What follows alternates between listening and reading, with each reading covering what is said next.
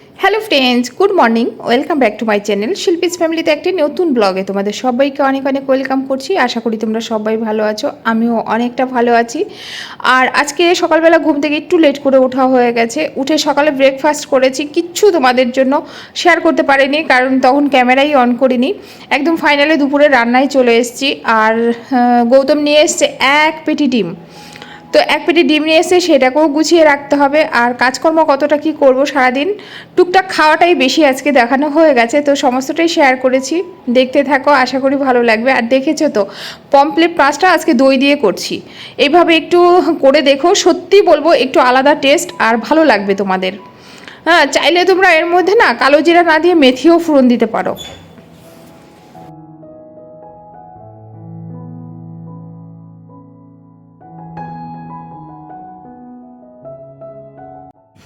YouTube বলো, মানে ঘরোয়া লাইভ বলো, মানে তোমরা যারা যারা ভিডিও না করছো, শুধুমাত্র ভিউয়ার্স রেগুলার তোমরা ভিডিও দেখছো, প্রত্যেকের ক্ষেত্রে একটা কথা বলবো আমি, এটা যে দেখবে তুমি, তোমাকে কেউ কিছু বলবে না, সেটা তুমি অনায়াসে মেনে নিতে পারবে।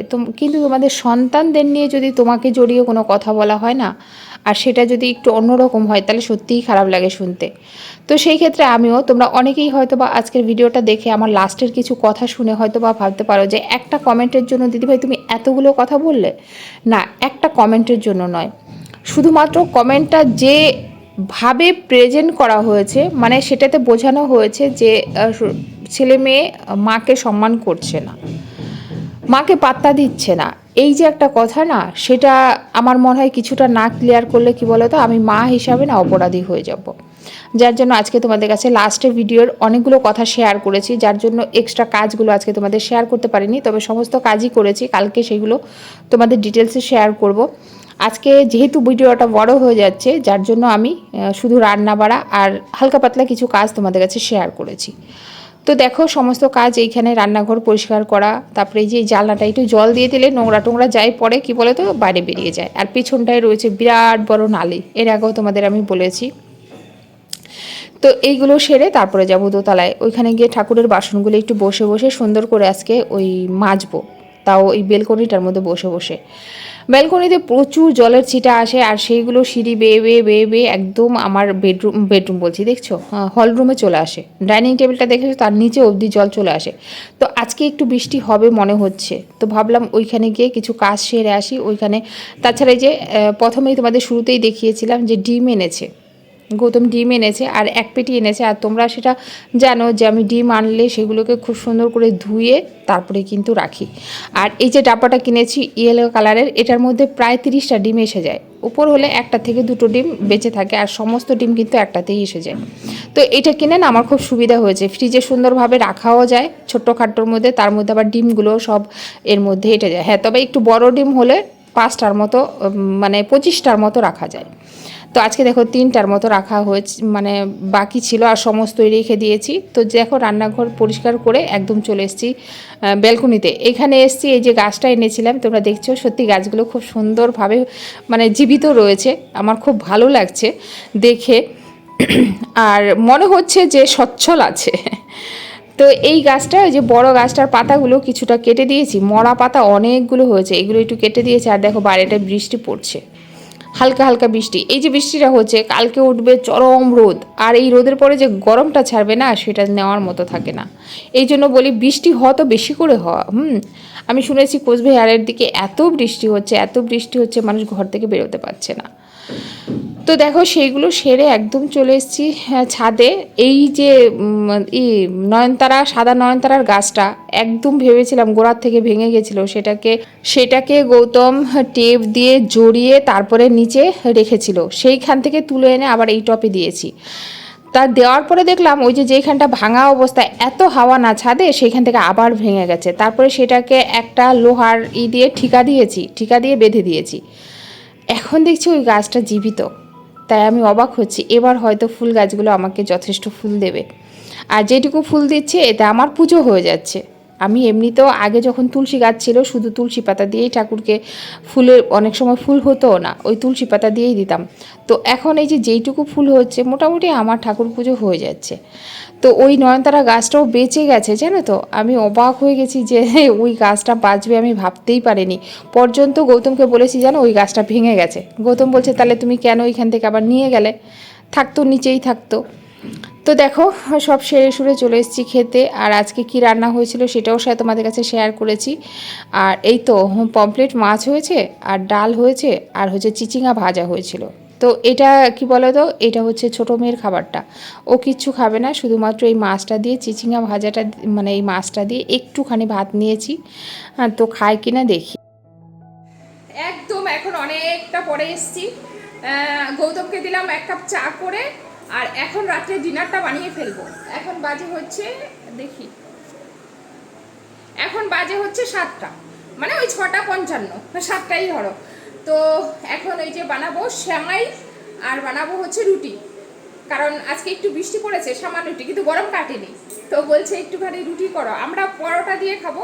আর মেয়ে তাও বায়না করছে ওর জন্য সোয়া চিলি করে দিতে, কিন্তু আমি পারবো না, একদিনে এত কিছু হয় না। তো চলো বানাই, আর আজকে ইন্ডাকশানে করব। তো চলো ঠিক আছে। তো আজকে গৌতম নাইট যাবে যেহেতু, আজকে ভাবছি রুটি করব আর একটু সেমাই করব, অনেক দিন থেকে করা হচ্ছে না। তো ভাবলাম এই যে ঘি দিয়ে একটু সেমাইটা ভেজে নিচ্ছি, আর ইন্ডাকশানটা না উপর থেকে নিয়ে চলে এসেছি নিচে। মাঝে মধ্যে একটু চা টুকটাক এটা সেটা না ইন্ডাকশানে একটু করা যায়, যেহেতু আমার 3টা ওভেনের মধ্যে একটা ওভেন নষ্ট হয়ে রয়েছে। তো ভাবলাম কি বলো তো, এই এই ইন্ডাকশানটা বের করি। আর তোমরা হয়তো একটা আওয়াজ পাচ্ছ, খুটখুট খুটখুট আওয়াজ পাচ্ছ, একটু ম্যানেজ করে নিও, কারণ ওইটা না দোতলায় ওই ওয়ারিংয়ের কাজ চলছে, তোমাদের বলেছিলাম না। তো ঠাকুর ঘরের ওইগুলোতে লাইন নেওয়া হবে। তোমরা তো জানো যে আমার ঠাকুর ঘরে এখনও পর্যন্ত কারেন্টের লাইন নেওয়া হয়নি, যার জন্য ওয়ারিংয়ের কাজ চলছে, একটু আওয়াজ হচ্ছে, একটু ম্যানেজ করবে। আর এই যে নলেন গুড় তোমাদের বলেছিলাম না যে আমি জমিয়ে রাখি 1 বছরেরটা, এই যে এরকম মাঝে মধ্যে একটু একটু এটা সেটা রান্না করার জন্য। তো আজকে সেমাইটা করেছি, ভাবলাম এর মধ্যে একটু দিয়ে দিই, টেস্টটা বেড়ে যাবে। ওই জন্য আবার এই যে নিয়ে নিয়েছি, আর একটু কিশমিশ দিলাম, একটু কাজি দিলাম, আর লাস্টে একটু সাজিয়ে দেওয়ার জন্য কিশমিশ কাজি দিয়ে দেবো, ওইটাও রেখে দিয়েছি। তো ভালো মানে অনেকটা দুধ দিয়ে করেছিলাম, আর সত্যি অনেক দিন পরে সেমাই করেছি, সবারই খুব ভালো লেগেছে। তবে আমি সবাই খেয়েছে, কেউ রুটি খেয়েছে, কেউ এগ রুটি খেয়েছে, কেউ বা রুটি দিয়ে সেমাই দিয়ে খেয়েছে, আমি কিন্তু ভাতটাই খেয়েছি।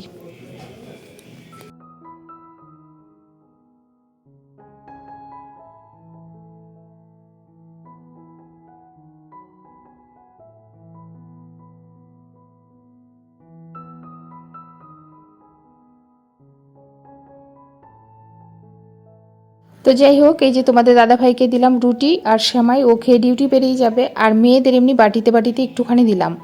হ্যাঁ, অমনি বলছে যে আমরা রুটি দিয়ে খাবো না, রুটি দিয়ে খাবে না তো কী খাবে, এই যে রুটি দেখো এইভাবে এগ রোলের মতো একটু ডিম দিয়ে এরকম রোল করে দিয়েছি, একটু সস দিয়ে দিয়েছি, এরকম ছোটো মেয়েকে একটা করে দিয়েছি, বড় মেয়েকে 2টো করে দিয়েছি, ওরা এইগুলোই খেয়েছে, আর ওই যে সেমাইটা খেয়েছে। আর আমি কিন্তু রাত্রেবেলা পুরোটাই ভাত খেয়েছি। হ্যাঁ, তো এই হচ্ছে আজকে সারাদিনের রুটিন, এইভাবেই কাটলো সারাটা দিন। তারপরে এখন লাস্টে তোমাদের কাছে কিছু কথা শেয়ার করব, অবশ্যই বলবো তোমরা কেউ রাগ করো না, আর আমাকে ভুল বুঝো না। তো একদম সবার খাওয়া দাওয়া কমপ্লিট, এখন বাজে ওই তো 12:30টার মতো বাজে। গৌতম ডিউটি বেরিয়ে গেছে, মেয়েরা ওদের রুমে শুয়ে পড়েছে।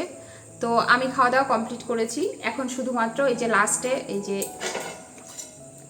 তাওয়াটা রয়েছে, আর সমস্ত বাসন আগেই ধুয়ে রেখেছি। তাওয়াটা রয়েছে এই কারণে, কারণ সবার খাওয়া দাওয়া হয়ে গেছে।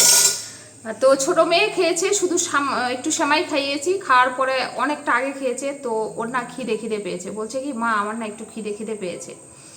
তো বলার পরে আমি বলছি তাহলে এখন কি খাবে তুমি? হ্যাঁ, বলে কি আমার ভাত খাবো, আমাকে ভাত দাও। তো ভাত কি দিয়ে খাবে, সবার খাওয়া দাওয়া হয়ে গেছে, কিছুই নেই আপাতত, রয়েছে শুধুমাত্র ডাল। তো বলছে তুমি ডাল দিয়ে, ভাতটা খুব গরম ডাল দিয়ে আমাকে গরম গরম করে লেবু দিয়ে ডাল দিয়ে খাইয়ে দাও। আমি বলছি একটু পাঁপড় ভেজে দেবো, বলছে না। তারপর আমি বলি তাহলে একটা ডিমের পোস্ট করে দিই। তো একটা ডিমের পোস্ট করেছি, যার জন্য এই তাওয়াটা রয়ে গেছে, নয়তো সব ধোয়া কমপ্লিট হয়ে গেছিলো আমার। তো এখন হাত পা ধোবো, ফ্রেশ হবো, তারপরে গিয়ে শোবো। ভাবলাম ভিডিওটা এন্ড করি। তো লাস্টে হয়তো এই কথাগুলো বলতে গেলে অনেকটাই বড় হয়ে যাবে, তবু শর্টকাটের মধ্যে আমি বলি। যেমন মিলি ব্যানার্জি, আমার একটা দিদিভাই, খুব সুন্দর সুন্দর কমেন্ট করে, আমাকে যেমন কালকে বলছে, মানে কতটা ভালোবাসা হলে পরে এই চিন্তাধারাগুলো ওদের মাথার মধ্যে আসে।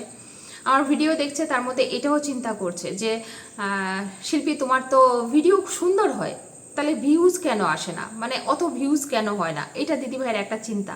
তো দিদিভাইকে শুধু একটা কথাই বলবো যে আমাকে এতটা ভালোবাসো বলে তোমরা চিন্তিত, কিন্তু টেনশন করো না। ওই যে কথায় বলে না লোকে, কর্ম করে যাও, ফল ভগবান দেবে। তো সেটা আশা করেই আমি ভিডিও করে যাচ্ছি। আর সব থেকে খুশির ব্যাপার জানো কি দিদিভাই, আরও খুব বেশি কষ্ট কেন পাই না, এক এক সময় মনে হতো যে তোর কেন করছি, এত কষ্ট করছি, ফল পরিমাণে কিছুই পাচ্ছি না, এত বছর ধরে কাজ করছি, ফল কিছুই পাচ্ছি না। এটা বললে ভগবানও একটু অসুখী হবে। কেন বলো তো? কারণ আমার কন্ট্রোভার্সি সমালোচনা চ্যানেল থেকে আমি অনেক প্রায় 1.5 বছর মতো প্রত্যেক মাসে পেমেন্ট পেয়েছি। তো সেটা আমাকে ভগবান দিয়েছে, তাহলে আমি এখন যদি বলি একদমই পাইনি। এই চ্যানেলও এই মাসে পেমেন্ট পাওয়ার কথা ছিল, কোনো একটা কারণে আটকে গেছে, অ্যাকাউন্টের একটু গড়বড় হয়েছে, সেটা ঠিক করে দিয়েছে মেয়ে, সামনের মাসে হয়তো বা ঢুকবে, যার জন্য।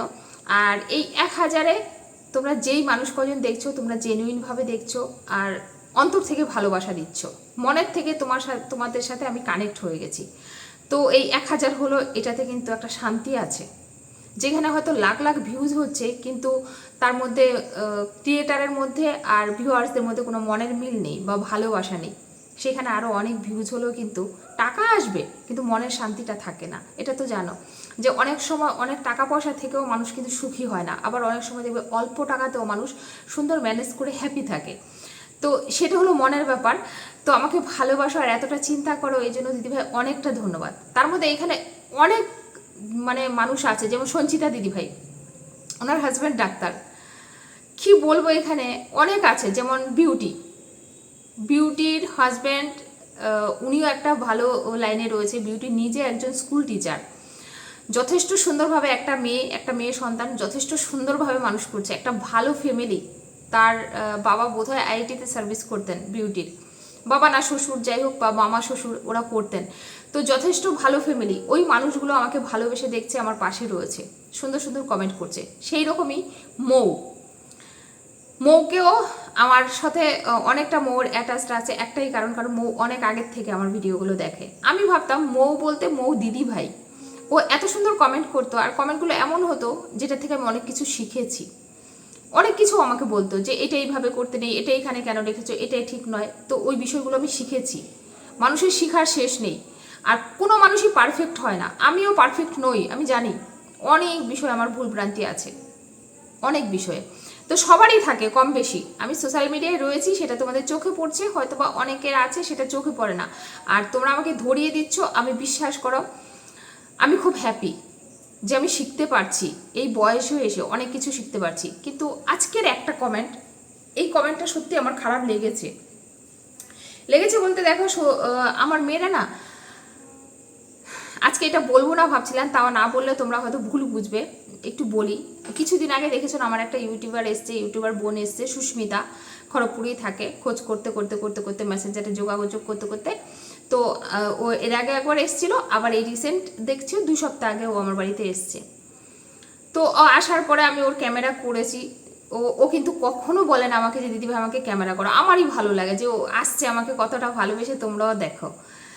সেখান থেকে আমার 2 মেয়েই কিন্তু সুস্মিতাকে নমস্কার করেছে, কিন্তু সেটা কিন্তু আমি ক্যামেরা করিনি, কারণ আমার মনে হয়নি এটা ক্যামেরা করে তোমাদেরকে দেখাতে হবে।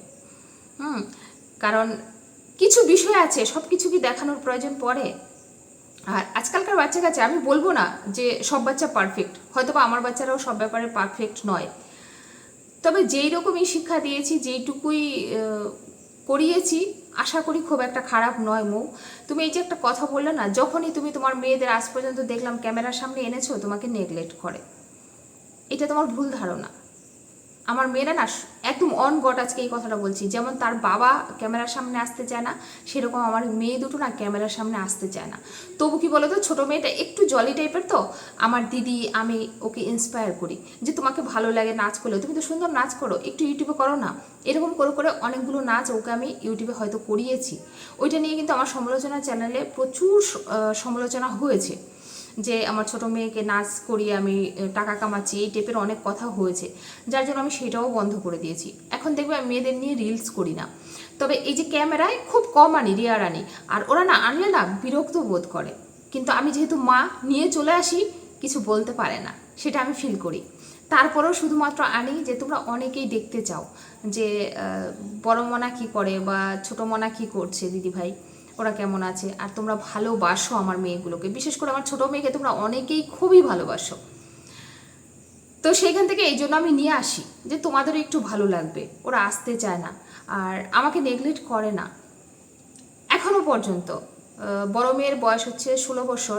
যদি আমি বলি যে এখানে তোমাকে বসতে হবে, একবার বললাম, বড় হয়েছে তো হয়তো বসলো না, দ্বিতীয়বার খালি বলবো তোমাকে এখানে বসতে হবে, ব্যাস বসতে হবে। সে বিশ্বের সমস্ত কিছু একদিকে চলে যাক, মা বলেছে আমাকে বসতে হবে। হ্যাঁ, তো জানি না ভবিষ্যতে দেখো ছেলেমেয়েরা কেমন হবে, মানুষ হবে কি না, কথা দিতে পারি না গো। কারণ আজকালকার যা মানে পরিবেশ, কথা দিতে পারি না। কিন্তু জানি না যে ভবিষ্যতে কেমন হবে। তবে মা হিসাবে যতদূর পেরেছি ভালো শিক্ষা দেওয়ার চেষ্টা করেছি। আর লোকের সাথেও পাড়া দিয়ে প্রতিবেশী আত্মীয় স্বজন কেউ বলতে পারবে না যে কোনো দিন আমার দুটো মেয়ে এরকম তাকিয়ে কারোর সাথে দুটো কথা বলেছে। ঘর থেকে আমার মেয়েরা বেরোয় না। পাড়ার লোকরা বলে যে সৃজা শিশাকে তো কখনো আমরা দেখিই না রাস্তাঘাটে। ঠাম্মির কাছে গেলে ঠাম্মির ছামার সাথে ঠাম্মির কাছে বসবে, আদার্স কারোর সাথে না।